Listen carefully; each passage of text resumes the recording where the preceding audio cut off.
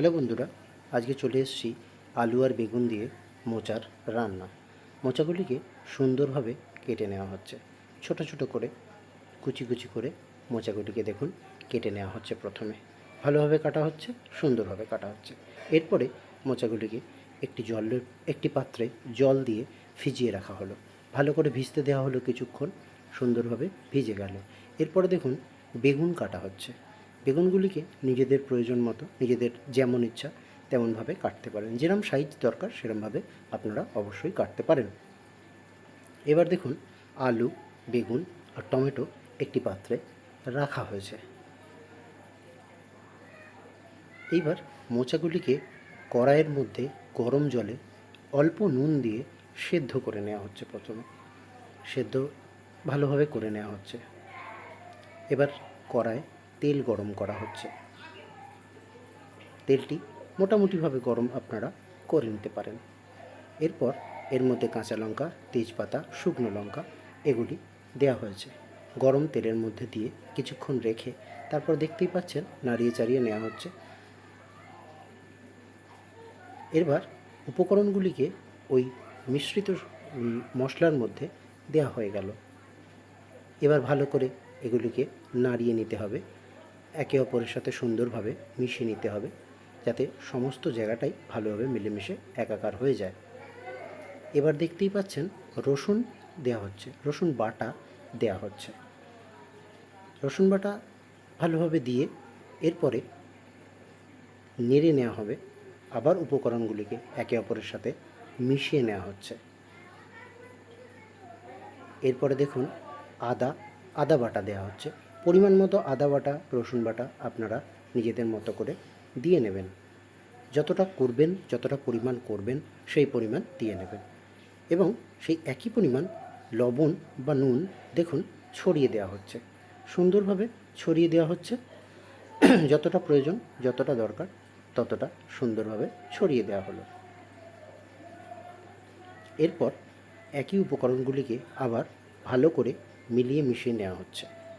সুন্দরভাবে দেখছেন একে অপরের সাথে মিলিয়ে মিশিয়ে নেওয়া হচ্ছে। যত ভালোভাবে মিলিয়ে মিশিয়ে নেবেন এর স্বাদ আপনারা তত ভালোভাবেই পেয়ে থাকবেন। এরপর দেখুন এর ওপর হলুদ গুঁড়ো দেওয়া হচ্ছে, লঙ্কা গুঁড়োও দেওয়া হয়েছে, হলুদ গুঁড়োও দেওয়া হলো। দিয়ে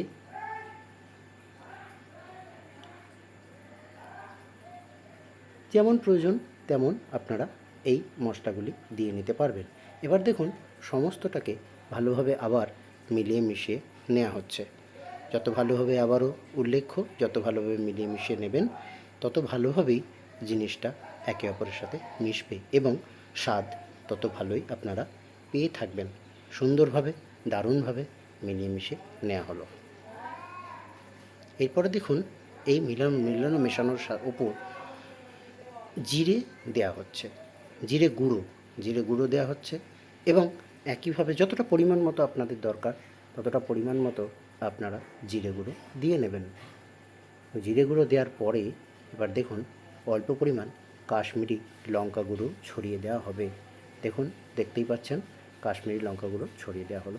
যেরকম রং দরকার, কালার দরকার সেই পরিমাণে আপনারা কাশ্মীরি লঙ্কা গুঁড়োকে ছড়িয়ে নিতে পারবেন। এবার আবার সংমিশ্রণটিকে ভালোভাবে সমস্ত উপকরণের সাথে মিলিয়ে মিশিয়ে নেওয়া হচ্ছে, যাতে সুন্দর স্বাদের জন্য একে অপরের পরিপূরক সম্পূর্ণ হয়ে উঠতে পারে। দেখতেই পাচ্ছেন মিলিয়ে মিশিয়ে কি সুন্দরভাবে নেওয়া হচ্ছে। এরপর সেদ্ধ মোচাগুলিকে আবার কড়াইয়ের ওপর ওই সমস্ত উপকরণের উপর দেয়া হলো। ভালোভাবে দেয়া হচ্ছে মোচাগুলিকে, সমস্ত মোচাই দেয়া হয়ে গেল। এবার আবারও ওই মোচাগুলিকে উপকরণগুলির সাথে সুন্দরভাবে মিলিয়ে মিশিয়ে একে অপরের সাথে নেওয়া হচ্ছে। বলা বাহুল্য আপনারা যতটা পরিমাণ করবেন যতটা পরিমাণ দরকার, যতটা পরিমাণ করতে চাইবেন ততটাই করতে পারেন। এইভাবেই একে অপরের সাথে সুন্দরভাবে মিলিয়ে নিতে হবে। এবার দেখুন এই মিশ্রণের সাথে আবারও পরিমাণ মতো নুন দিয়ে নেওয়া হলো, নুন বা লবণ ছড়িয়ে দেওয়া হলো। এবার আবার মিশ্রণগুলিকে একে অপরের সাথে সুন্দরভাবে মিলিয়ে মিশিয়ে নেওয়া হবে। দেখতেই পাচ্ছেন একে অপরের সাথে মিলিয়ে মিশিয়ে আবার সুন্দরভাবে নেওয়া হচ্ছে। বলা বাহুল্য, যত ভালোভাবে একে অপরের সাথে মিশবে এর স্বাদ কিন্তু ততই ভালো হবে। এবার দেখুন, এর মধ্যে প্রয়োজন মতো পরিমাণ মতো জল মিলিয়ে মিশিয়ে নেওয়া হচ্ছে। যতটা পরিমাণ জল আপনাদের প্রয়োজন ততটা পরিমাণ জল আপনারা মিলিয়ে মিশিয়ে নিতে পারেন। দেখুন, আবার একটুখানি জল দেওয়া হচ্ছে প্রয়োজন মতো মনে করে। আপনারা প্রয়োজন মতো ততটাই জল দিয়ে নেবেন যতটা আপনাদের দরকার হবে। খুব সুন্দরভাবে জল দেয়া হলো এবং একে অপরের সাথে সমস্ত কিছু মিলিয়ে মিশিয়ে নেওয়া হচ্ছে। আবারও একটুখানি প্রয়োজন মতো জল দিয়ে নেওয়া হলো এবং সুন্দরভাবে এবার আবার মিলিয়ে মিশিয়ে নেওয়ার কাজ চলবে।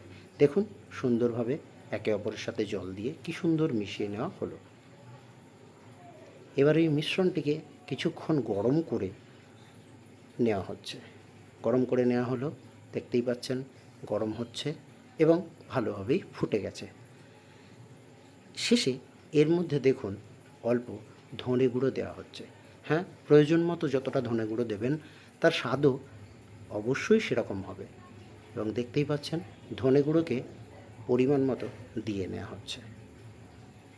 একই প্রকারে ধনে গুঁড়ো দিয়ে আবার উপকরণটিকে সুন্দরভাবে মিলিয়ে মিশিয়ে নেওয়া হবে। ধনে গুঁড়োর দেওয়া সম্পূর্ণ হয়েছে। এবার দেখতে পাচ্ছেন উপকরণটিকে একে অপরের সাথে মিলিয়ে নেওয়া হচ্ছে। সুন্দরভাবে মিলিয়ে নেওয়া হচ্ছে উপকরণগুলিকে। উপকরণ এইভাবেই আপনারা একে অপরের সাথে মিশিয়ে নেবেন।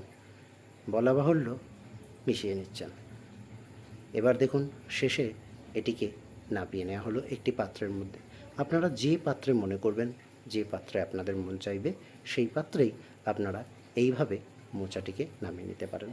ভিডিওটি ভালো লাগলে লাইক করবেন এবং অবশ্যই সাবস্ক্রাইব করবেন আমাদের চ্যানেলটিকে।